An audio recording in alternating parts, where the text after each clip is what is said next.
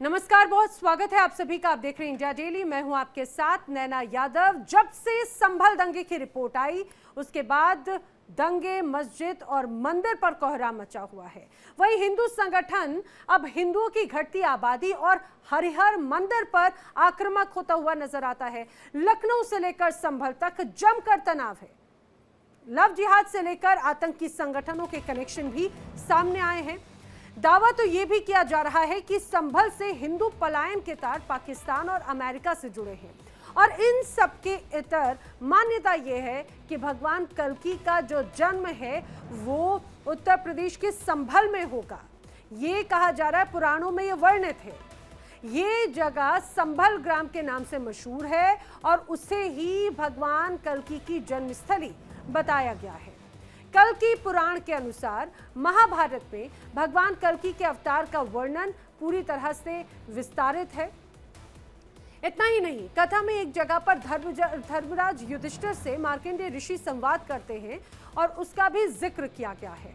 मान्यता है कि जब अधर्मी लोगों का दबदबा बढ़ेगा, यानी जब अधर्म पूरी तरह से चरम पर होगा, तब संभल नाम के एक गांव में, एक इलाके में कल्कि अवतार लेंगे। कल्कि भगवान वो एक गुणी ब्राह्मण परिवार में जन्म लेंगे जिनके पिता का नाम विष्णुशय होगा और माता का नाम होगा सुमति। इसीलिए हिंदुओं के लिए धार्मिक दृष्टि से संभल बेहद पवित्र स्थान है। मान्यता ये भी है कि प्राचीन समय में संभल में कल्कि हरिहर मंदिर हुआ करता था। अब इन्हीं सब मान्यताओं से और प्रमाण के आधार पे एएसआई की सर्वे रिपोर्ट में संभल की शाही जामा मस्जिद को लेकर कई जगहों पर कई अहम बातें लिखी गई हैं। हरिहर मंदिर को लेकर इस रिपोर्ट में जो दावे किए गए वो चौंकाने वाले हैं। 3 सदस्यीय न्यायिक रिपोर्ट में दावा किया गया है कि ऐतिहासिक दस्तावेजों को खंगालने पर पता चलता है कि जिस जगह पर जामा मस्जिद है वहीं बाबर से पहले हरिहर मंदिर होने के प्रमाण यहाँ पर मिले हैं। दावा तो ये भी है कि एएसआई की जो सर्वे रिपोर्ट है उसमें कुछ ऐसे प्रमाण मिले जिनसे हरिहर मंदिर होने के दावे को नकारा नहीं जा सकता। सीएम योगी को सौंपी गई रिपोर्ट में एएसआई सर्वे का जिक्र है और उसमें कुल 1200 तस्वीरें ली गई थी। सर्वे की रिपोर्ट में दावा किया गया था कि जामा मस्जिद में मंदिर होने के कई प्रमाण मिले हैं। वहीं धर्मशास्त्र कहते हैं कि भगवान विष्णु ब्रह्मांड के निर्माण के बाद उसका संरक्षण करते हैं और जब इस संसार में पाप और पापियों की तादाद चरम पर होती है तब वो अवतार लेते हैं। अब तक 9 अवतार हो चुके हैं, जैसे मत्स्य अवतार जो पुराणों में वर्णित है। पुराणों के अनुसार भगवान विष्णु ने सृष्टि को प्रलय से बचाने के लिए मत्स्य अवतार लिया था। कूर्म अवतार पौराणिक ग्रंथों के अनुसार समुद्र मंथन के समय भगवान विष्णु ने कछुए का अवतार लेकर मंदराचल पर्वत को अपनी पीठ पर धारण किया और उसके कारण ही समुद्र मंथन हुआ सफलतापूर्वक। वराह अवतार का जिक्र है। दैत्य हिरण्यक्ष ने जब पृथ्वी को समुद्र के अंदर छुपा दिया था तब भगवान विष्णु ने स्वर्ग का अवतार लिया, दैत्य हिरण्यक्ष से युद्ध किया। नरसिंह अवतार भगवान विष्णु ने अपने भक्त प्रहलाद की रक्षा के लिए नरसिंह अवतार लिया था। वामन अवतार कहा जाता है जब सतयुग का वक्त था, प्रहलाद के पौत्र दैत्यराज बलि से देवताओं की रक्षा के लिए भगवान विष्णु ने बौने ब्राह्मण का अवतार लिया। और इसके बाद में परशुराम अवतार होता है जब एक पौराणिक कथा के अनुसार ऋषि आपव के राजा सहस्त्रबाहु को दिए श्राप के परिणाम स्वरूप भगवान विष्णु ने भार्गव कुल में महर्षि जमदग्नि के 5वें पुत्र यानी परशुराम के रूप में जन्म लिया। राम अवतार त्रेता युग में लंका के राजा रावण के वध के लिए भगवान विष्णु अयोध्या में राजा दशरथ के घर पर राम के रूप में जन्म थे। द्वापर युग में आए श्री कृष्ण अवतार के रूप में। भगवान विष्णु 16 कलाओं में पूर्ण कृष्ण के रूप में कारागार में जन्मे। माता देवकी और पिता वासुदेव थे। बुद्ध अवतार भगवान बुद्ध को भगवान विष्णु का 9वां अवतार माना जाता है और उन्होंने विश्व में शांति स्थापना के लिए यह अवतार लिया। इसके बाद में जिस 10वें अवतार की बात होती है वो होती है कल्कि अवतार की, जो कलयुग में होना है। हिंदू धर्म ग्रंथों के अनुसार भगवान विष्णु ही कलयुग के अंत में कल्कि अवतार लेंगे और वो 64 कलाओं में निपुण होंगे। वो घोड़े पर सवार होकर पापियों का संहार करेंगे और धर्म की दोबारा स्थापना करेंगे। इसके बाद सतयुग का प्रारंभ होगा और मान्यता यह है कि संभल में ही कल्कि का अवतार होना है और उनका स्वरूप संभल से ही आना है। तो ये तो धर्म की मान्यताएं हैं और एक तरफ धर्म की मान्यताएं हैं, दूसरी तरफ हिंदू पक्ष और मुस्लिम पक्ष अपने अपने दावे कर रहा है। हिंदू पक्ष शाही जामा मस्जिद की जगह हरिहर मंदिर का दावा करता है तो मुस्लिम पक्ष शाही जामा मस्जिद की बात करता है। हिंदू पक्ष के अनुसार बाबर ने हरिहर मंदिर को तोड़ा और मस्जिद बनवाई, वहीं मुस्लिम पक्ष अपने दावे में कहता है कि यहां पर प्राचीन काल से ही मस्जिद थी। हिंदू पक्ष अपने दावे में हर बार ये कहता आया है कि मस्जिद में मंदिर के पुख्ता सबूत हैं। वहीं मुस्लिम पक्षकारों के अनुसार मस्जिद है और मस्जिद ही रहेगी। इसको लेकर भी कई अलग अलग दावे जो हैं वो किए जाते रहे हैं और दरअसल दावा तो ये भी किया जाता रहा है कि जो मूल मंदिर था उससे ध्वस्त होने के बाद अहिल्याबाई होलकर ने फिर से मंदिर का निर्माण करवाया था। अहिल्याबाई होलकर ने नया कल्कि मंदिर बनवाया और वो मंदिर आज भी कोट पूर्वी मोहल्ला में स्थापित है, मस्जिद के बेहद नजदीक। इतना ही नहीं बल्कि अहिल्याबाई ने काशी विश्वनाथ समेत कई मंदिरों का निर्माण भी कराया था। अब बात यही कि अयोध्या धाम के बाद में क्या कल्कि धाम मंदिर बन रहा है, जहां भगवान कल्कि श्रीहरि के 10वें अवतार होंगे, जिनका अवतरण धरती पर अभी तक हुआ नहीं है, लेकिन इस दिव्य मंदिर की चर्चा हर तरफ हो रही है। ऐसे में इसके कुछ महत्वपूर्ण पहलुओं को भी जानना जरूरी है। दरअसल 19 फरवरी 2024 को प्रधानमंत्री मोदी ने कल्कि धाम मंदिर की नींव रखी। कल्कि का नया मंदिर पुराने मंदिर और शाही जामा मस्जिद से मात्र 20 किलोमीटर की दूरी पर बना। ये भगवान विष्णु के 10वें अवतारों के अलग अलग गर्भगृह यहाँ पर बनाए जाएंगे। श्री कल्कि धाम निर्माण ट्रस्ट बना रहा है कल्कि धाम मंदिर और कल्कि धाम निर्माण ट्रस्ट के अध्यक्ष हैं आचार्य प्रमोद कृष्ण। तो आपने ये पूरी रूपरेखा समझी, इसीलिए बार बार यही बात कही जा रही है कि जिस तरह से हिंदू ग्रंथों में वेदों में अलग अलग जगहों पे जिक्र किया गया है कल्कि अवतार का और वो कल्कि अवतार होगा उत्तर प्रदेश के संभल में। तो अब यही बात है कि क्या अब अयोध्या काशी मथुरा के बाद में संभल में भी एक अलग तस्वीर क्या बनती नजर आती है। इसीलिए पूछता है इंडिया, अयोध्या मथुरा काशी के बाद अब संभल की बारी है क्या। सवाल ये भी बार बार अब खड़े होते हैं कि क्या सनातन के कल्कि भगवान संभल में जन्म लेंगे। क्या बाबर ने हरिहर मंदिर तोड़कर शाही जामा मस्जिद बनवाई। ये वो तमाम बड़े सवाल हैं जो लोगों के मन में लगातार जो है वो नजर आते हैं। करेंगे चर्चा, मेरे साथ में जो खास मेहमानों का पैनल है आइए जल्दी से आपको मिलवा देती हूँ। बीजेपी प्रवक्ता अपर्णा दीक्षित जी समय हमारे साथ में जुड़ रही हैं, समाजवादी पार्टी के प्रवक्ता यश भारती जी समय हमारे साथ में जुड़ रखे हैं, हिंदू धर्मगुरु दिनेश फलहारी जी महाराज इस समय हमारे साथ में जुड़ रखे हैं, मुस्लिम महासभा से हाजी नाजिम खान हमारे साथ में जुड़ रखे हैं, राजनीतिक विश्लेषक रुद्र प्रताप सिंह जी हमारे साथ में इस दौरान चर्चा में शामिल हैं। आप सभी मेहमानों का इस चर्चा में बहुत बहुत स्वागत है और मैं चर्चा की शुरुआत जो है दिनेश फलहारी महाराज जी आपसे करना चाह रही हूं। जरा आप समझाइए, क्योंकि अभी तो हमने एक पूरी रूपरेखा बताई और बताया कि ग्रंथों में किन चीजों का वर्णन किया गया है। कल्कि अवतार संभल में ही जन्म लेंगे, संभल इतना महत्वपूर्ण क्यों है आखिर हिंदुओं के लिए। देखिए, जब आतंकवाद बढ़ता है, पाप बढ़ते हैं, कट्टरपंथी लोग बढ़ते हैं तो भगवान का जन्म होता है। इसी प्रकार अब एक कलयुग चल रहा है, कलयुग में छोटे छोटे बच्चियों के साथ दुष्कर्म हो रहे हैं, लोग धर्मांतरण करा रहे हैं, जबरदस्ती घरों पर कब्जा कर रहे हैं, जानवरों की हत्याएं कर रहे हैं। तो ये जिस प्रकार से पाप बढ़ रहा है तो भगवान का जन्म लेना तो स्वाभाविक है। और संभल में पहले भगवान हरिहर का मंदिर था, अच्छी प्राचीन ऐतिहासिक जगह है, तो यहाँ पर भगवान जन्म लेंगे तो इसमें कोई अतिशयोक्ति थोड़ी है। भगवान तो अपनी इच्छा से कहीं भी जन्म ले सकते हैं, जहाँ उनकी इच्छा है वहां जन्म लेंगे। लेकिन ये तो अपनी आस्था का तर्क है और क्या वो जब जन्म अभी जिनका नहीं हुआ उसको लेकर अभी से ही विवाद की तस्वीर जो है अपर्णा जी वो नजर आती है। अब ये कहा जा रहा है विपक्ष की तरफ से कि एक तरफ हम देखते रखे हैं संभल वैसे ही काफी ज्यादा सेंसिटिव इलाकों में से एक रहा है और अब इस तरह से जो दावे हैं वो और भी ज्यादा तनाव पैदा नहीं करते हैं क्या। नमस्कार। सबसे पहले तो आप सभी पैनलिस्ट को और सभी दर्शकों को मेरा मैं आज सिर्फ सीधे सीधे बात करूंगी, कोई घुमावदार प्रश्नों का जो भी आपने जैसे रिपोर्ट बनाई है। सबसे पहले रिपोर्ट बहुत सराहनीय है, उसके लिए बहुत बहुत बधाई और धन्यवाद आपका कि दर्शकों को इतना भी पता लगेगा कि विश्लेषक करके विश्लेषण जो आपने किया है बहुत ही शानदार है रिपोर्ट में आपकी। मैं आपको बता देना चाहती हूँ एंकर महोदय नैना जी कि सतयुग में हमारे जो संभल आज कलयुग के नाम से जाना जाता है, सतयुग में इसका नाम सत्यव्रत हुआ करता था। त्रेता में इसका नाम महदगिरी हुआ करता था। द्वापर में इसका नाम पिंगल हुआ करता था और कलयुग में इसका नाम संभल हुआ। तो जैसे मुसलमानों के लिए मक्का उनके लिए एक तीर्थ स्थल है, वैसे ही संभल हमारे लिए तो तीर्थ स्थल है जहां भगवान विष्णु का 10वां अवतार होगा। और ऐसी मान्यता है हम कि वहां पर ऐसे शिवलिंग है अलग अलग दिशाओं में। दक्षिण दिशा में चंद्रेश्वर है, संभलेश्वर है, आपका उत्तर दिशा में भुवनेश्वर है, पूर्व में है आपका चंद्रेश्वर।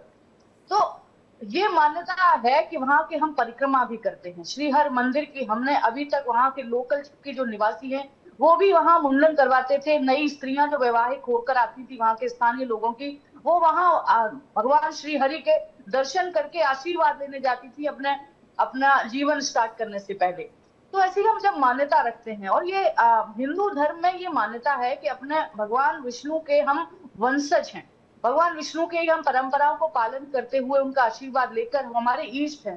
तो हमारे ईष्ट पर जब प्रहार हुआ तो लोगों को, आज के युवा को, आज के देश के युवा को और आज की पीढ़ी को, आज के दर्शक को आपके माध्यम के चैनल के माध्यम से ये बता देना चाहती हूँ कि अवेयर तो होना चाहिए कि हमारे साथ आखिर हुआ क्या है। इसको दबा देना भी ठीक नहीं। हमारे देखिए, अब देश जब से आजाद हुआ है लगभग 15 से ज्यादा दंगे हुए हैं और 78 का दंगा तो अपने आप में भयावह दंगा था। लोगों का पलायन हुआ, आगजनी हुई, उनके साथ मारकाट हुई, उनकी स्त्रियों का बलात्कार हुआ, उनके सर काट दिए गए, उनको जिंदा जला दिया गया। ये पता तो होना चाहिए। इसको दबा देने का जो काम हुआ है वहां के जो आबादी जिहाद के माध्यम से वहां के कुछ असामाजिक तत्व, देखिए भारतीय जनता पार्टी कभी स्टैंड नहीं लेती कि जो सही लोग हैं, जो समाज को आगे बढ़ाने का काम करते हैं, समाज में सहयोग करते हैं, उनके साथ खड़ी है। वो हिंदू, मुस्लिम, सिख, ईसाई सब उनके लिए एक जैसे हैं। लेकिन कुछ लोग जिहाद के नाम पर, कुछ लोग कट्टरपंथता के नाम पर अगर वो इस तरीके का अपना व्यवहार दिखाएंगे तो उनको बख्शा नहीं जाएगा, उनको छोड़ा नहीं जाएगा। वो भी किसी समुदाय के हो, किसी भी आप जाति के हो, किसी भी धर्म के हो। ये साफ और साफ स्पष्ट निर्देश है आदरणीय योगी आदित्यनाथ जी का, भारतीय जनता पार्टी के हर कार्यकर्ता का। हम भी नहीं, लेकिन ये तो बार बार ये लगता है, ऐसा लगता है कि एक नया विवाद जो है उसे और भी ज्यादा तूल देने की कोशिश की जाती है। बात तो वही है कि पहले एक तरफ हम देखते रखे हैं कि अयोध्या को लेकर, क्योंकि वो राम जन्मभूमि थी, उसका एक अलग विवाद था और वहाँ पर भव्य दिव्य मंदिर है। अब अगर कल के अवतार की अगर बात की जाती है, वो भी सनातन हिंदुओं के लिए एक बहुत बड़ा आस्था का केंद्र हो जाता है। जो अभी जन्मे नहीं, क्या उसको लेकर एक अलग पहले से ही माहौल जो है वो तैयार किया जा रहा है क्या? हाजी नाजिम खान जी। हाँ नैना जी, मेरी आवाज आप तक आ रही है? जी बिल्कुल। हाँ नैना जी, देखिए अभी आपने जो सवाल किया, आपका सवाल का जवाब देने से पहले मैं 10 सेकंड जो भाजपा की प्रवक्ता इनके पास जाना चाहता हूँ, क्योंकि अभी इन्होंने आबादी जिहाद की बात करी, जबकि भाजपा का कोई ये संवैधानिक नाम नहीं है, ना भाजपा ने कभी कहा है।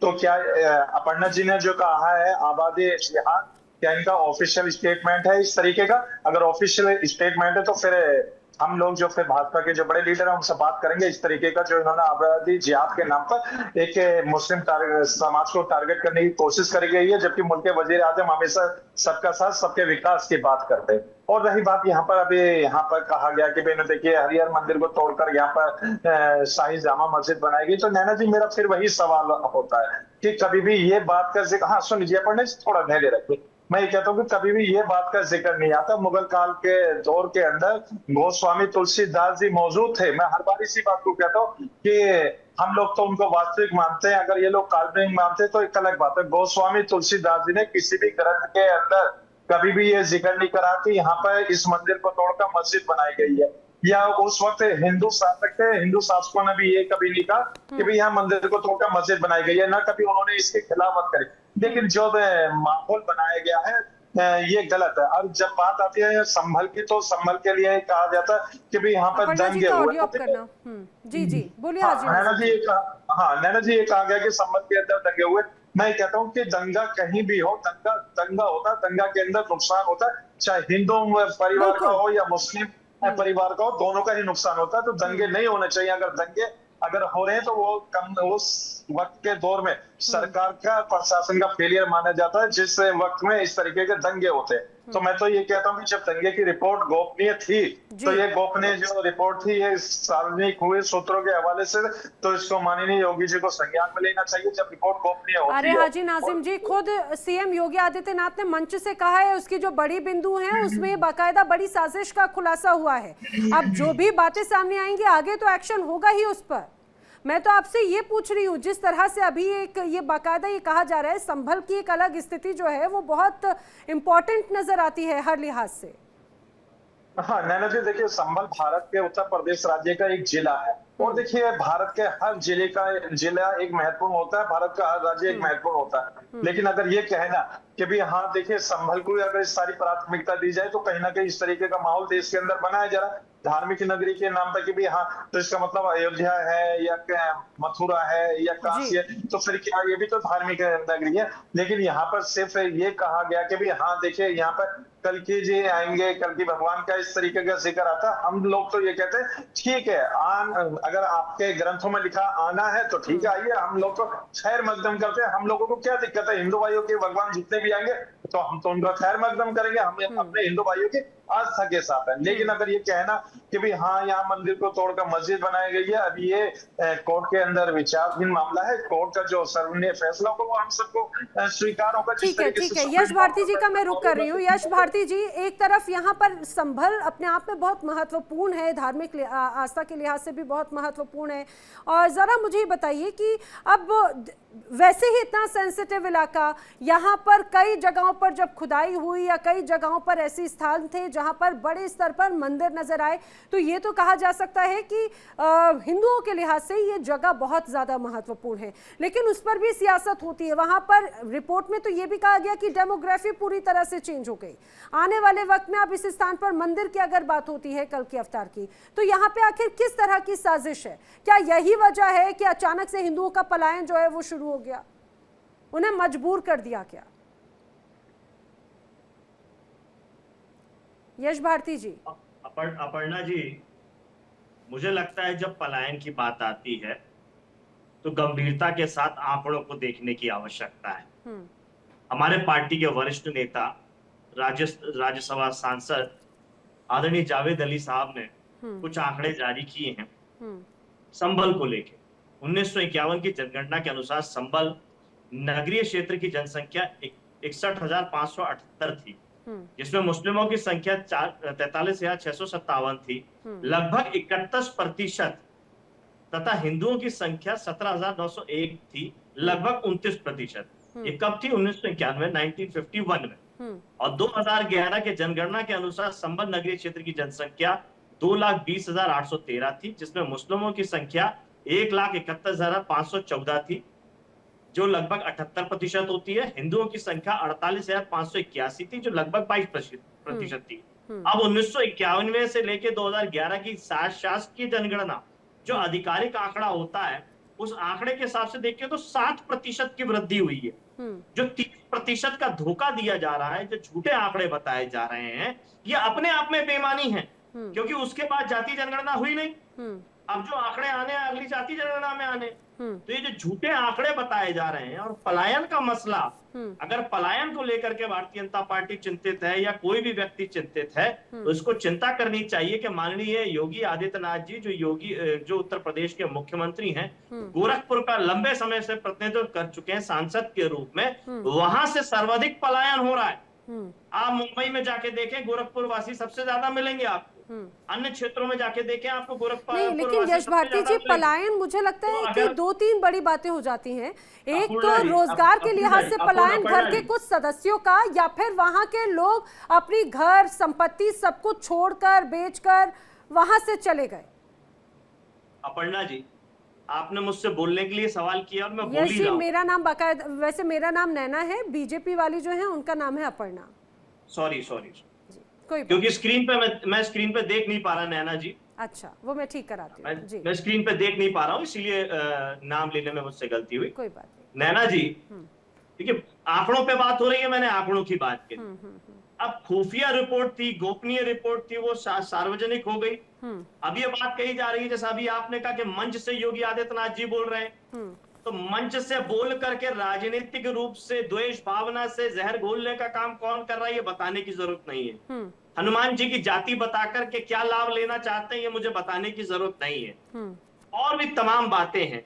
बात हम संभल की करें, हम गोरखपुर की करें, हम दिल्ली की करें, हम आंध्र प्रदेश की बात करें, आज जिलों की बात करें, देश का एक एक हिस्सा, एक एक जर्रा कीमती है, अनमोल है।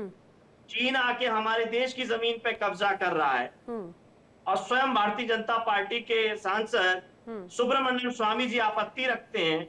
चिंता करे भारतीय जनता पार्टी। माननीय अखिलेश यादव जी कई बार बोल चुके इस बात के लिए और लगातार बात आ रही है। यानी कि आप ये कह रहे हैं कि जो कई बड़े मामले हैं उन मुद्दों से इधर उधर भटकती हुई ये पूरी परिस्थिति नजर आती है। रुद्र प्रताप सिंह जी, देश के कई और बड़े मामले, लेकिन उनसे इधर ये जो चर्चा है, क्या यही एक वजह है कि ध्यान भटकाने की एक तरह से बात है? दूसरी महत्वपूर्ण बात जरा आप मुझे बताइए कि क्या अब संभल जो है वो 3.0 के तौर पे नजर आएगा? काशी, मथुरा, अयोध्या के बाद में अब अगर बात संभल की है, तो क्या वो इसी तरह से हिंदुत्व का 3.0 सेक्शन नजर आता है? देखिए नैना जी, इसके दो पक्ष हैं, एक तो धार्मिक है, एक राजनीतिक पक्ष है। धार्मिक पक्ष ये होता है कि जितने भी हिंदू धर्म के धार्मिक स्थान हैं वो विवादित क्यों हैं? क्योंकि इस्लाम भारत में तो पैदा नहीं हुआ है, इस्लाम भारत में आया है। कब आया, क्या आया, इस पे बहस चलती रहेगी और होती रहेगी। लेकिन जो जितने महत्वपूर्ण धार्मिक स्थल हैं हिंदुओं के, वो सारे धार्मिक स्थल विवादित कैसे हो जाते हैं? भाई अगर कोई ऐसी तो बात है नहीं इस्लाम में कि उनके पैगंबर का जन्म यहाँ हुआ है और वहाँ पर हम अपना दावा ठोक रहे हैं, या पूरे विश्व में आप कोई ऐसा स्थान बता दीजिए कि जहाँ मस्जिद पे किसी और धर्म ने कहा हो कि भाई ये गलत जगह है, हमारी मस्जिद पे इन्होंने कब्जा कर लिया हो, ऐसा कोई चीज है नहीं। आप मथुरा में की बात करते हैं तो मथुरा में आपको मस्जिद मिल जाएगी। आप अयोध्या की बात करते हैं तो वहां पे भी मस्जिद थी। आप काशी की बात करते हैं तो वहां पे भी मस्जिद थी। संभल की बात कर रहे हैं तो वहां पर भी मस्जिद है। और ऐसे इस देश में अनगिनत जगह हैं जहां पर मस्जिद है। तो इससे क्या प्रमाण मिलता है कि आखिर ऐसी क्या स्थिति बनी कि जहां हमारे धार्मिक स्थल थे? क्योंकि आपने जैसे अपने शुरुआती उसमें बता दिया था कि कैसे कैसे धार्मिक आधार पर हमारी मान्यताएं हैं। तो भगवान कृष्ण के जन्म की जो बात है, हमारे ख्याल से वो इस्लाम की उत्पत्ति से पहले से है। या अगर हम राम के जन्म की बात करते हैं या आप काशी की बात करते हैं तो उसके तो पौराणिक प्रमाण बहुत प्राचीन है।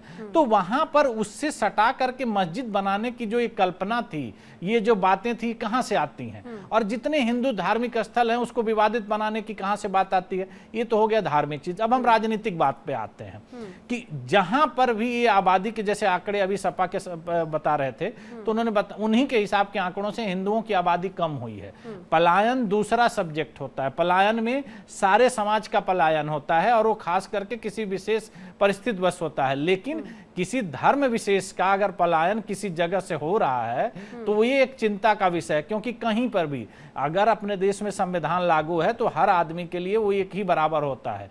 और अगर ऐसी परिस्थितियां पैदा करी जा रही हैं कि जिससे एक वर्ग विशेष वहां अपने आप को असुरक्षित महसूस करता है, कह रहे हैं कि भाई वो तो कई लोग हैं, सिर्फ संभल क्यों, कई लोग जो हैं आप आंकड़े उठा के देख लीजिए कि जहां पर मुस्लिम आबादी ज्यादा है वहां आंकड़े में जो परिवर्तन हुए हैं किस गति से हुए हैं, कितने तेजी से वहां से लोग पलायन हुए हैं। और ये आंकड़े आप जो यश भारती जी कह रहे हैं 2011 की बात कह रहे हैं, अब की जातिगत ये जो जनगणना होने वाली है आप देख लीजिएगा, पूरे देश की आंखें खुल जाएगी कि कहां कहां बदलाव हुए हैं और किस किस तरह से किस किस समुदाय का किस ने अपने आप को बढ़ाया और कहां कहां से लोग पलायन करके गए। तो सारे दूध का दूध पानी का पानी हो जाएगा इस जनगणना में। नैना जी, मेरी बात अधूरी रह गई थी। जो बात रुद्र प्रताप जी से आपने पूछी, देखिए भारतीय जनता पार्टी न्यायालय पे विश्वास तो करती नहीं है। अयोध्या पे कितना विश्वास किया, और हम लोग तो हमेशा कहते रहे जो भी न्यायालय का फैसला आएगा हम स्वीकार करेंगे। और क्या न्यायालय का फैसला आने के बाद किसी एक व्यक्ति को बता दीजिए, विपक्ष के नेता को या विपक्ष के किसी व्यक्ति को, कि जिसने आपत्ति रखी हो न्यायालय के फैसले पे?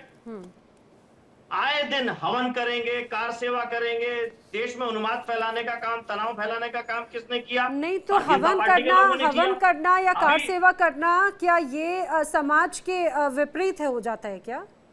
नैना जी बोलने क्यों नहीं दे रही हैं आप? नहीं, मैं जानना चाह रही हूँ, आप अगर मैं उसी बात को बोलेंगे, आप आप जानना ही, चाह मैं रही तो हैं, मैं सवाल वही तो पूछ रही बताना हूँ। चाह रहा हूँ। आप भी तो मुझे सुनिए, हाँ, आप भी तो मुझे सुनिए। बोलिए बोलिए। मैंने ये हवन करने में आपत्ति नहीं है, हम्म, लेकिन हवन करने के नाम पे तनाव फैलाने का काम, कार सेवा के करने के नाम पे तनाव यश फैलाने भारती का जी, काम, जो लोग सड़क पर आकर यात्राएं नमाज करने पढ़ते के हैं, नाम आप पे उनका तनाव फैलाने समर्थन का कर काम। देते हैं, उनका समर्थन कर देते हैं, हवन से इतनी आपत्ति क्यों हो जाती है? नैना जी आप मुझे बोलने नहीं देंगी? अरे बाबा, मैं आप ही के सवाल पे बात तो कर रही हूँ, मैं आप भी ही तो बोल आपको रहे हैं जवाब ही अभी, दे रहा हूँ। आप ही मैं भी बोल तो रहे हैं आपसे अभी, तो मैंने तो आप ही की बात को ही तो पूछा, आपने जो बात कही है, ताकि आप जो कह रहे हैं वो और क्लियर, उसकी का मैसेज जाए ना क्लियर, लोगों के मन में कंफ्यूजन ना हो कि भाई समाजवादी पार्टी के प्रवक्ता इंडिया डेली की इस डिबेट में अगर कह रहे हैं कि भाई हवन से दिक्कत नहीं है, लेकिन उन्माद फैलाने की बात है, हवन से दिक्कत नहीं है, तो जो लोग सड़कों पर नमाज पढ़ने के लिए आते हैं उनका समर्थन कैसे कर देते हैं आप? देखिए सड़क पे तो बहुत सारे कार्यक्रम होते हैं। अभी गणेश जी के पंडाल लगे हैं, किसने आपत्ति दिखाई? दुर्गा जी के पंडाल लगेंगे आने वाले समय में, किसने आपत्ति दिखाई? सड़क पे धार्मिक कार्यक्रम समय समय पे होते रहे, हर धर्म के होते हैं, जल से जुलूस निकलते हैं, उत्सव और पर्व का त्योहारों का देश है हमारा। यहाँ उत्सव पर्व और त्योहारों से दिक्कत नहीं है, तनाव से दिक्कत है जो भारतीय जनता पार्टी के लोग फैलाते हैं। राम मंदिर के नाम पे जितना तनाव भारतीय जनता पार्टी के लोगों ने पूरे देश में फैलाया है, ये सबको मालूम है।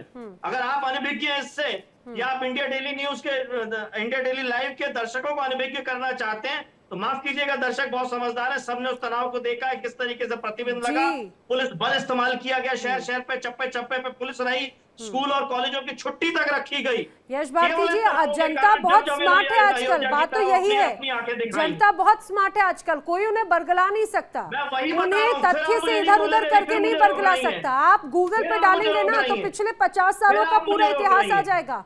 अभी अगर मैं दंगों की डिटेल उत्तर प्रदेश में डालूंगी तो पूरी डिटेल आ जाएगी। अपर्णा जी, आपके ऊपर आरोप है, आपकी सरकार पर आरोप है, उन्माद फैलाते हैं आप, ये आरोप है।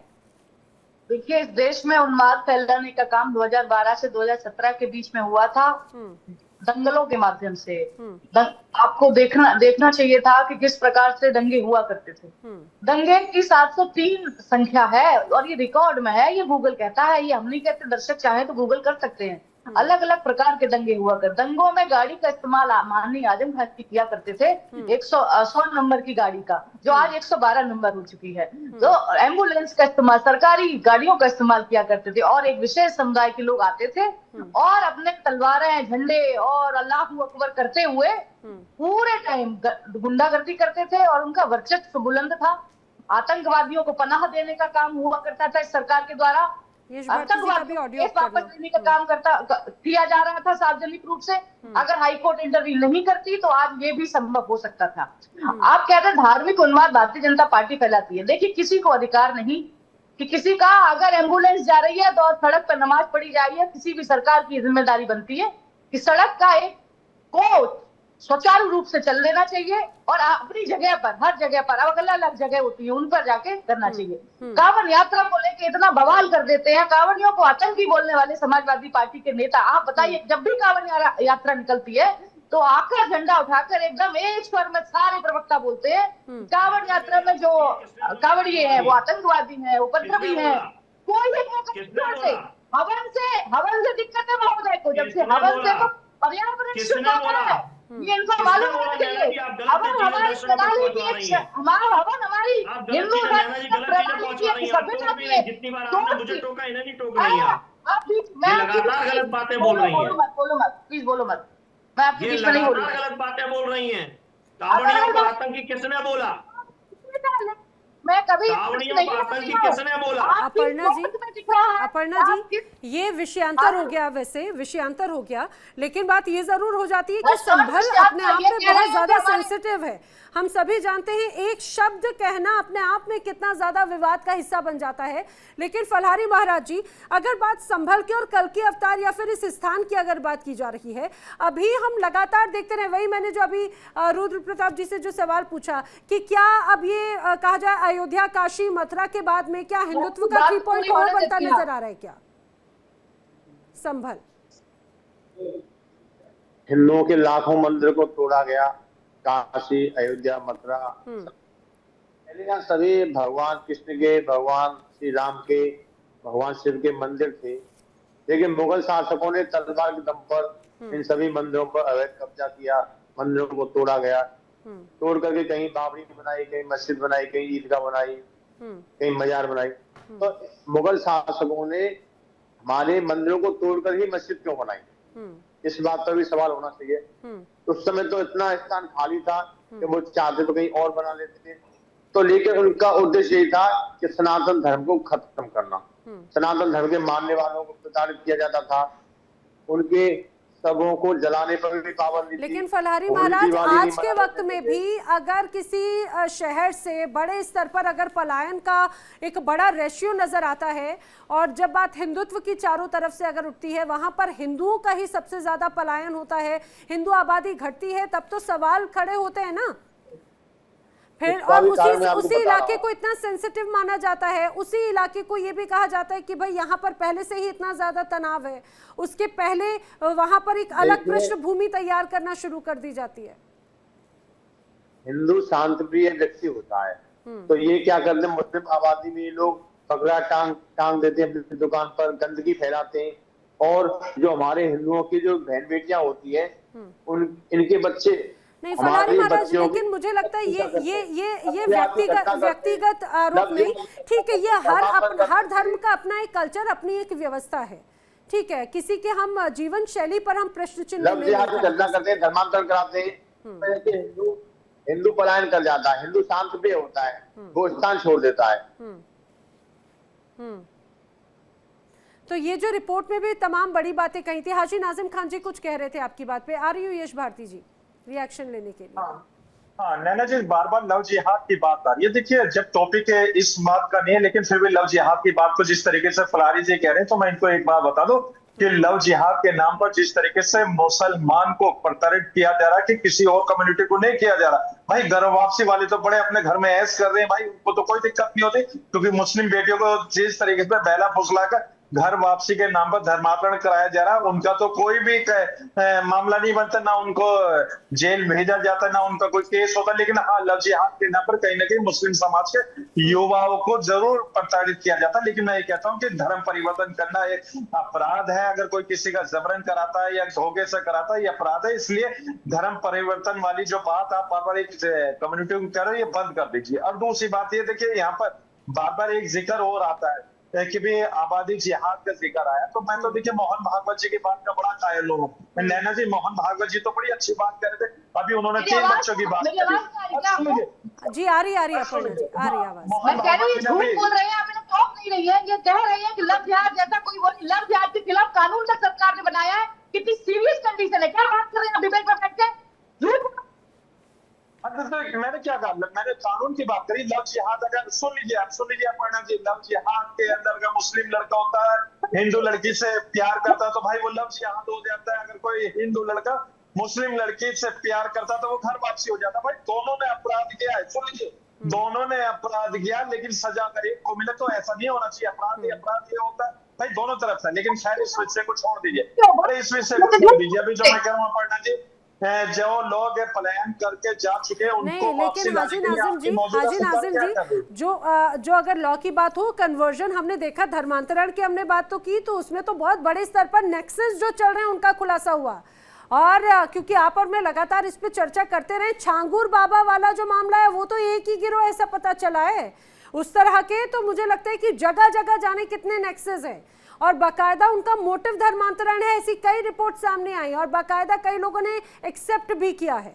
खैर, ये एक विषयांतर हो जाता है, लेकिन इस बात को ये समझना होगा ना, अगर हिंदू आबादी घटती है तो उसके अलग अलग कारण हैं, अलग अलग रीजंस हैं। हाँ नैना जी, देखिए, अभी यहाँ पर जो झांगुर की बात हुई थी, मुस्लिम समाज ने खुल का विरोध करा था। हाजी नाजिम खान ने आपके चैनल पर, आपके डिबेट पर खुल के झांगुर का विरोध किया था। कहा था कि देखिए, योगी सरकार बड़ी मजबूत है, योगी जी उनको कानून के दायरे में रहकर जो उन्होंने अपराध किया सजा मिलेगी। अब रही बात यहाँ पर मैं तो ये कहता हूँ कि जहाँ डेमोग्राफी की बात होती है तो हम तो ये कहते हैं कि जो पलायन कर चुके हैं हमारे भाई, उनको वापसी उसी जगह पर कब स्थापित करने जा रहे हैं, कब उनको जगह देने जा रही है। अब ये तो मौजूदा सरकार ही बताएगी, या सिर्फ और सिर्फ ये कि पलायन हो गया। भाई पलायन हो गया है तो उनको वापसी लाने की भी तो कोई मुहिम होगी। लेकिन अगर ये कहना कि मुसलमानों के घरों पे बुलडोजर चलाकर उनको तोड़ देना, दूसरे लोगों को बचाना, तो ऐसा तो नहीं होगा। देश के अंदर तो संविधान है, कानून है। हम तो ये चाहते हैं कि भाई जो पलायन करके जा लेकिन अगर जिस तरह से मंदिर मस्जिद का विवाद है, अगर यहाँ पर अभी तो हालांकि पूरा मामला जो है वो विचाराधीन है, वो जांच का विषय है, लेकिन एक अलग तरह के तनाव की स्थिति तो लगातार यहाँ पर देखने को मिलती रही है। रुद्र प्रताप जी, आपको लग रहा है कि ये जो पूरा सेंसिटिव इलाका पहले से ही संवेदनशील इसको श्रेणी में रखा जाता है, संभल हमेशा से ही, क्योंकि आज़ादी के बाद से इसी संभल इलाके ने 15 से ज्यादा दंगे का दंश झेला है। वहां से कई लोग जाने को मजबूर हुए, कई लोगों की जान चली गई समय समय पर। और इसमें कहा जाए कि ये बात नहीं होती कि किसकी सरकार किसकी नहीं सरकार, सभी की सरकार के वक्त में संभल की स्थिति बहुत ज्यादा नहीं बदली। तो अब आने वाले वक्त में अगर ये इस तरह से दावे किए जाते हैं कि ये जो इलाका है ये मंदिर का इलाका है, फिर से मंदिर मस्जिद का विवाद एक नया चैप्टर खुलेगा, एक बार फिर से वही तनाव नजर आएगा क्या? लेकिन नैना जी, मैं ये जानना चाह रहा हूँ कि संभल सेंसिटिव क्यों है? ऐसी क्या बात है संभल में कि वो सेंसिटिव हो जाता है? सेंसिटिव वो इसलिए होता है कि जिस देश में जहां पर भी मुस्लिम आबादी ज्यादा होगी वही धार्मिक आधार पर जगह सेंसिटिव होगी। आप पूरे देश में कोई ऐसी जगह एक बता दीजिए कि जहां हिंदू बाहुल्य एरिया है और एरिया सेंसिटिव हो। तो ये जो एक आदत सी बन गई है, इसको बदलना पड़ेगा। मुस्लिम समाज में जो इस तरह के लोग नफरत फैलाने वाली बात कर रहे हैं, अगर वो नहीं बदलेंगे, जैसे हाजी नाजिम जी कह रहे हैं कि लव जिहाद कुछ होता नहीं है, और उसकी परिभाषा वो दूसरी तरफ से बदल कर दे रहे हैं कि हिंदू लड़का अगर मुस्लिम लड़की से शादी कर रहा है तो घर वापसी की बात हो रही। यहाँ कोई किसी से प्रेम विवाह के खिलाफ नहीं है, यहाँ बात हो रही कि आप किस तरीके से कर रहे हैं, आप नाम बदल के कर रहे हैं, आप फर्जी तरीके से कर रहे हैं, वो लव जिहाद की बात हो रही। आज एक बात बताइए, इस देश में बहुत बड़े बड़े मुस्लिम लोग हैं जिन्होंने हिंदुओं से शादी कर दी है, तो उसका किसने विरोध कर दिया? तो सवाल यह है कि जब आप इसकी परिभाषा को अपनी तरीके से बनाने की कोशिश करते हैं तब वो गलत होता है। सेंसिटिव जगह वही होती है जहां आप बाहुल्य हो जाते हैं और आप ऐसी एक्टिविटी करते हैं कि जिससे बाकी समाज के लोगों के लिए वहां रहना दूभर हो जाए। बात आप संविधान की कर रहे हैं, तो संविधान के तहत ही संभल की बातें हो रही हैं। संविधान कौन सा हिंदू समाज जाकर के संभल की मस्जिद पर कब्जा करने जा रहा है कि नहीं भी जी हमारा मंदिर है और हम लेकर के रहेंगे? वहां संवैधानिक तरीके से ही जांच हो रही है। प्रताप जी, जिस समय अगर हम बात करते हैं प्लेसेस ऑफ वर्शिप एक्ट को बार बार जिस तरह से उसका जिक्र किया जाता है, ऐसे ही तमाम सेंसिटिव इलाकों को ध्यान में रखते हुए क्या संभल जैसी स्थिति में भी यहाँ पर वही तस्वीर नजर आएगी? क्या वो भी इसके अंतर्गत आएगा? नहीं, मैं नैना जी ये पूछ रहा हूँ, इस एक्ट को लाने की जरूरत क्यों पड़ी थी? और ये एक्ट संविधान संसद में आया, इसको बदला भी जा सकता है, क्योंकि अगर तत्कालीन जो सरकार है अगर किसी वर्ग विशेष को अगर समर्थन कर रही है तो क्या ऐसा एक्ट ला देगी कि आप सारे अपने अधिकारों को खो देंगे? ऐसे कैसे हो सकता है? जब अगर हम अपनी बात करते हैं, जब ये बात हुई थी, पहले भी बात हुई थी कि मथुरा काशी अयोध्या की बात होती, बाकी किसी पे बात नहीं होगी, तो क्या कितने हिंदू मुस्लिम समाज के लोगों ने बोला कि नहीं, तीनों जगह आप ले लीजिए, हम आगे बात नहीं करेंगे। जब हम अयोध्या को संवैधानिक तरीके से लेते हैं और अयोध्या पर हम मंदिर संवैधानिक तरीके से बनाते हैं, तो वही तो चीज हम संभल पे कर रहे हैं। संभल पे कौन सा कोई अलग बात हो रही है, मथुरा पे कौन सी अलग बात हो रही? तो अगर देश में संविधान और हिंदू समाज अपने हक की बात अगर संवैधानिक तरीके से कर रहा है तो इसमें गलत क्या है? और कोई भी एक्ट हो, अगर समय परिस्थिति के अनुसार अगर जरूरी पड़ता है तो उसमें बदलाव किया जा सकता है। बदलाव की चर्चा तो बहुत हुई, लेकिन अभी स्थिति तो वही है। हाजी नाजिम जी कुछ कह रहे हैं, फिर यश भारती जी का रुख करिए जी। रुद्र प्रताप भाई मेरे परम मित्र हैं, देखिए संवैधानिक बात कर रहे हैं, हाजी नाजिम भी संवैधानिक बात कर रहा। फतेहपुर के अंदर जिस तरीके से मकबरे को नुकसान पहुंचाया गया, शायद वो कौन सा समाज था, इस पर भी थोड़ा सा प्रकाश अगर रुद्र प्रताप जी डालते तो ज्यादा अच्छा होता। लेकिन क्या है कि यहाँ पर अक्सर भारत के अंदर सिर्फ और सिर्फ यहाँ पर मस्जिदों को निशाने पर बनाने की बात होती है, मुसलमानों को निशाने पर बनाने की बात होती है, और मुसलमानों को जो लहन जिहाद के नाम पर प्रताड़ित करने की बात होती है। तो ऐसा नहीं होना चाहिए भाई, ये देश तो सभी का है, ये देश के अंदर यही तो एक सौहार्द है, खूबसूरती की, हिंदू मुसलमान भाई एक साथ मिलजुल कर रहता है। गंगा जमनी तहजीब की रहती है। जब मैं नैना जी मैं आपको बताऊं, मैं हज करने के लिए जब गया था सऊदी अरब के अंदर, जब मेरा अपने भारत का जिक्र आया तो मैं बड़ा फख्र महसूस कर रहा था कि सऊदी अरब के अंदर मेरे भारत का जिक्र आ रहा। वहां पर ये कहा जा रहा था कि देखिए अनेक भाषाओं के रहने वाले भी, अनेक धर्म के रहने वाले भी एक साथ भारत के अंदर रहने। तो भारत कितना विशालशील है, कितना विकास भारत के अंदर के लोग हैं जो एक यही साथ तो खूबसूरती है हाजी नाजिम जी। लेकिन फिर भी कुछ लोग यहाँ की आबो हवा बिगाड़ने की कोशिश करते हैं ना,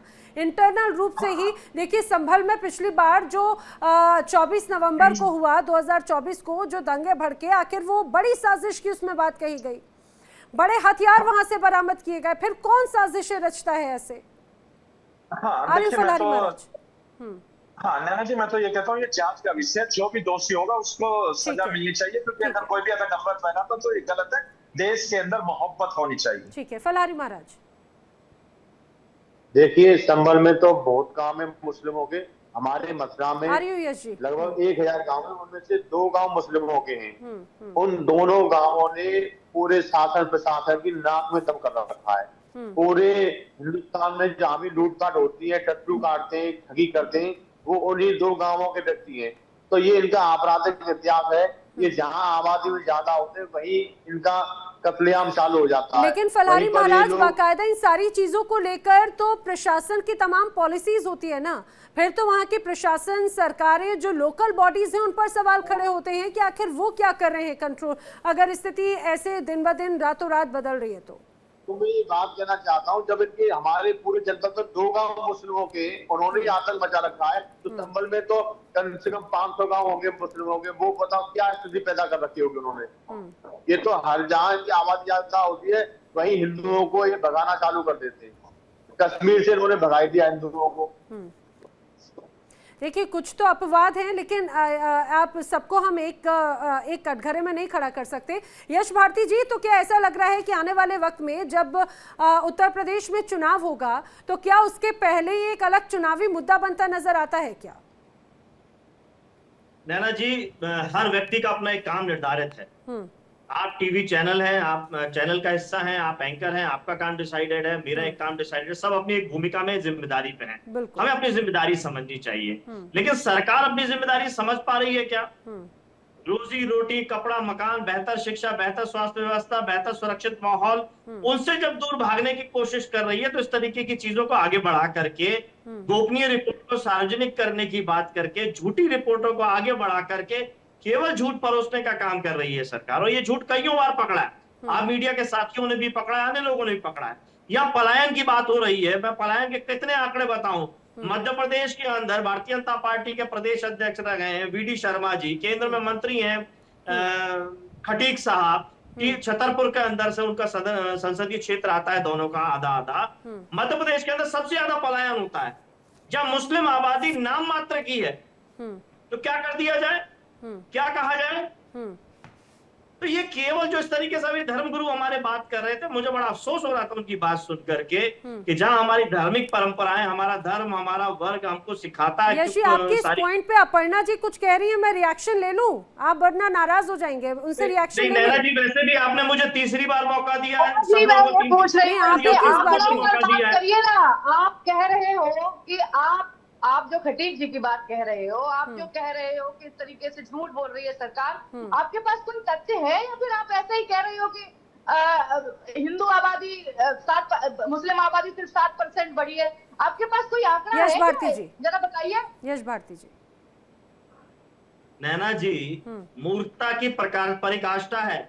मैंने जातीय जनगणना के सरकारी आंकड़े बताए हैं और अब मुझसे पूछा जा रहा है कि कोई आंकड़े हैं, प्रमाणिक आंकड़े बताए हैं। कोई आंकड़ा है? मैं सरकारी आंकड़ा ही तो बता रहा हूँ, को समझा दीजिए।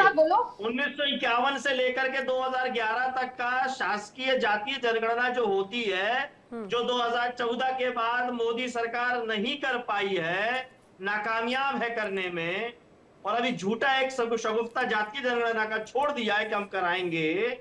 तो ये नाकामयाब सरकार से आप पूछिए ना अपनी बात। गोपनीय रिपोर्ट को अपने फायदे के लिए तोड़ मरोड़ के सार्वजनिक करने की बात ये कौन कर रहा है? अपर्णा जी, आंकड़ा बता रहा हूं। मध्य प्रदेश का मैंने उदाहरण बताया, मैंने गोरखपुर का उदाहरण बताया, जिस जिले का कहेंगे मैं उस जिले का उदाहरण बता दूंगा। नैना जी से जरा मैं पूछना ये चाहती हूँ, हिंदू आबादी जो पलायन करके जा रही है, नैना क्या आप- जी, नैना जी, जी, जी। मुझे नैना ठीक जी, है अपर्णा जी, मुझे पहले एक बोलने बार दीजिए। यश भारती जी की बात पूरी हो जाने दीजिए, फिर एक साथ सबका दीजिए। जवाब दीजिएगा। जी यश भारती जी। नैना जी, अपर्णा जी ने भारतीय जनता पार्टी की तरफ से आरोप लगाया है कि 2012 से 17 तक दंगे होते थे। देश का, दुनिया का सबसे बड़ा दंगा दोनों को गुजरात फुल स्टॉप दंगा, में लेकर आना। जी। गुजरात का दंगा, जिसमें मोदी जी पे प्रतिबंध लगा अमेरिका जाने पे। देश के प्रधानमंत्री अटल बिहारी वाजपेयी जी गुजरात गए और राजधर्म सिखा करके आए गुजरात के मुख्यमंत्री नरेंद्र मोदी जी को, और ये कह रही है कि दंगों की बातें कर रही हैं।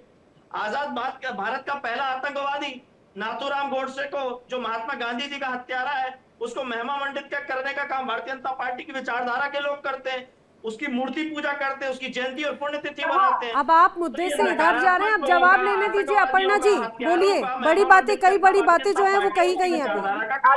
आदरणीय माननीय अटल बिहारी वाजपेयी ने सदन में खड़े होकर कहा था कि नाथूराम गोडसे पर ही बात कर लेते हैं। उन्होंने सदन में खड़े होकर कहा था कि उनसे भारतीय जनता पार्टी का कोई लेना देना नहीं है, लेकिन ये है कि राग अलापी, इनके पास कोई मुद्दा नहीं है। और अब आप नरेंद्र मोदी जी की जो बात कर रहे हो यश भारती जी, आपको शायद जानकारी नहीं है, आज वो ग्लोबल लीडर है।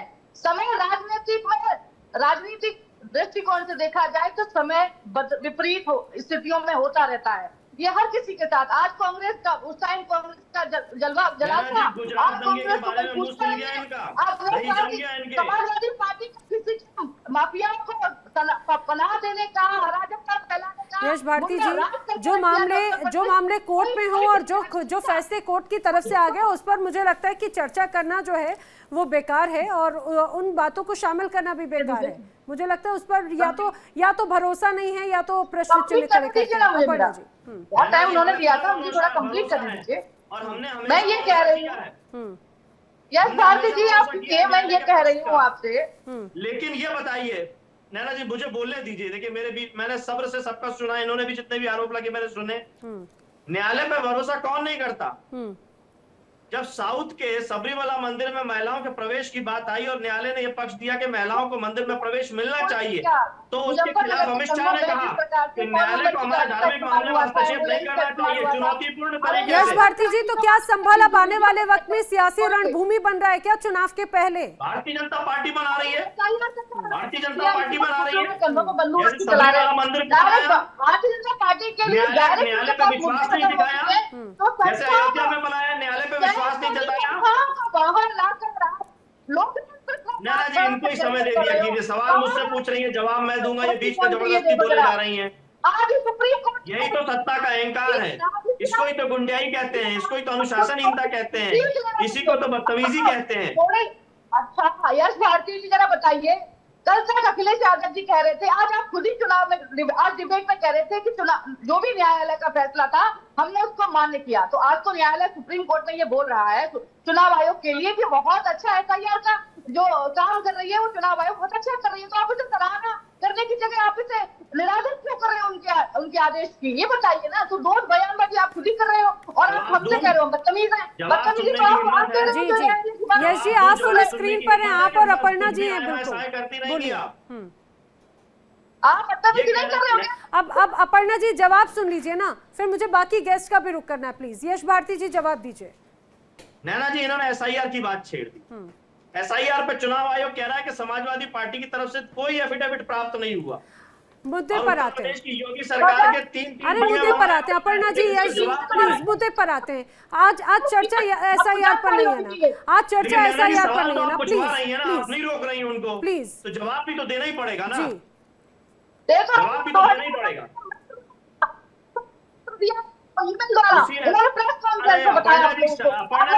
अरे अपर्णा जी ऐसी नेता हो, भाजपा का अनुशासन नहीं जानती क्या आप? ये कीचड़ दिखा रहे हो क्या भाजपा का? वो कमल वाला कीचड़ क्यों बन रहे हो? ठीक है नैना जी, इनको सवाल पूछना और भाग जाना है, जवाब सुनने की हिम्मत नहीं है इनके अंदर। और जो जवाब मिलेगा उस पर जवाब, इन्होंने दंगे की बात करी, मैंने गुजरात रुद्र दंगों की बात प्रताप की, जी, तो रुद्र जवाब प्रताप नहीं जी, है क्या कोई। नया मैंने अटल रणभूमि का बिहारी क्षेत्र वाजपेयी जी के संभल बन आदम रहा है समझाने की क्या? बात कही, तो और जवाब नहीं है ये कुछ। जो वैसे ही सेंसिटिव या फिर बहुत ज्यादा अगर हालात यहाँ पर सेंसिटिव रहते हैं, उस बीच अगर इस तरह से चर्चा, क्या ये एक अलग दिशा में लेकर जाएगा चुनाव के पहले? चुनाव की रणनीति पटकथा अभी लिखी जा रही है क्या? सवाल मुझसे है नैना जी। नई बात रुद्र नहीं प्रताप है, जी। ये सामान्य सी बात है, क्योंकि उत्तर प्रदेश में ऐसी बहुत सारी घटनाएं हैं और बहुत सारे ऐसे चीज हैं कि जो हो रहे हैं, और उस पर आने वाले समय में लोग उस पर ज्यादा एग्रेसिव होकर के काम करेंगे, लेकिन इससे पूरे प्रदेश का चुनाव नहीं प्रभावित होता है। एक जगह विशेष की ये बात हो रही है। मैं हाजिम नाजिम जी का एक सवाल का जवाब देना चाहूंगा। हाजिम नाजिम जी ने बोला कि वो सऊदी गई, लोगों ने बहुत तारीफ करी कि भारत में सारे धर्म के लोग मिलकर के एक साथ रहते हैं। इसीलिए रहते हैं हाजिम नाजिम जी कि हम 70 साल बाद भी अपने राम मंदिर को सुप्रीम कोर्ट से डिसीजन के बाद बनवाते हैं, और आप मंदिर तोड़ करके उसको उस पर मस्जिद बनवा करके और भाईचारे की बात करते हो। जमुना गंगा जमुना तहजीब की जब आप बात करते हैं तो गंगा भी हमारी है, यमुना भी हमारी है, उसमें आपका क्या है? तो जब हम इतने सहिष्णु होकर के काम करते हैं तब ये बात करते हैं, और आप जब अपने लोगों को समझाते हैं तो उस तरह को अच्छी तरह से समझाइए, तो मुझे लग रहा है कि सामाजिक सौहार्द और बढ़ेगा। उसको बिगाड़ने की कोशिश ना करिए, क्योंकि टुकड़े करेंगे क्या रुद्र प्रताप नहीं, जी? भारत के टुकड़े तो हो ही चुके हैं, इसमें कौन सी नई बात है? आपको नहीं पता है क्या कि भाई जब देश आजाद हुआ था तो धार्मिक आधार पर 2 देश बने थे। जब सारी बातें हो रही हैं तो जब बातें होंगी तो ऐसी ही होंगी। भारतीय जनता पार्टी का सांसद कहता है सिंधियों के अलग से प्रदेश बनना चाहिए, आप क्या कहते हैं उसकी बात नहीं है। मैंने हाजिम नाजिम जी को जवाब दिया कि यही सच्चाई है। जब बात होती है सहिष्णुता की तो हमारे कंधे पर सहिष्णुता की जिम्मेदारी है, उसी जिम्मेदारी से हम उठा करके आगे बढ़ा रहे हैं। पूछने वाले कौन होते हैं रुद्र प्रताप जी? अखंड भारत की खूबसूरती तो यही कि सब एकजुटता के साथ रहते हैं। हाजी नाजिम जी का रिएक्शन। हाँ, देखिए अभी रुद्र प्रताप जी ने कहा तो मैं इनको एक बात बताऊं तो भाई देश के टुकड़े धर्म के आधार पर कौन करते थे? 1937 में किसने हिंदू राष्ट्र की मांग करी थी, उसका भी थोड़ा जिक्र कर देते। आज लेकिन यहाँ पर जब बात यहाँ पर आती है, अब इन्होंने कहा कि मंदिरों को तोड़कर मस्जिद बनाया गया, काशी डोर बनाने में कितने मंदिरों को तोड़ा गया, थोड़ा सा इसका भी जिक्र करते। असल मुद्दा यहाँ पर नहीं है कि मंदिर किसने तोड़े या कोई मस्जिद किसने बनाई। असल मुद्दा यहाँ पर जो पलायन कर चुके हैं हमारे भाई वो उनको वापसी कब लाया जा रहा है उन जिलों के अंदर, कब उस जिलों में उनका विस्तार होगा, कब उनको रोजगार मिलेगा। देश रोजगार मांगता है, शिक्षा मांगता है, स्वास्थ्य मांगता है। और आप हर वक्त मुझे डिबेट एंड करनी। लास्ट कमेंट यश भारती जी जो कुछ कह रहे हैं मैं वो शामिल कर रही हूँ। जी यश जी। नैना जी, भारतीय जनता पार्टी के लोग और भारतीय जनता पार्टी की सरकारें केवल तनाव फैलाने का काम करती है। धारा 370 हटाते हुए कश्मीरी पंडितों को वापस स्थापित करने की बात की थी। आज कितने कश्मीरी पंडितों को वापस स्थापित कर दिया इन्होंने? धारा 370 के क्या फायदे हो गए? कितने लोगों ने प्लॉट ले लिया? क्या आतंकवाद खत्म हो कई गया? सारे लोगों ने, आप लोगों के साथ बचा सकती हूँ यश भारती जी, कई सारे लोगों ने लिया, स्थापित हो रहे हैं अभी भी। ठीक है, ठीक है। देखिए ये पलायन का मुद्दा और घटती आबादी और खासतौर से संभल के अगर मंदिर मस्जिद की बात होती है, आप सभी मेरे साथ इस चर्चा में शामिल हुए, आपका बहुत धन्यवाद। लेकिन बात यही कि जब बात अखंड भारत की होती है तो फिर क्या इस तरह से खंड खंड करके, और क्या इसी मंदिर मस्जिद के विवाद के साथ में अखंड भारत की बात बनेगी? और बार बार यही बात है कि क्या अब अयोध्या, काशी, मथुरा के बाद में संभल एक तरह से हिंदुत्व का 3.0 वर्जन नजर आता है।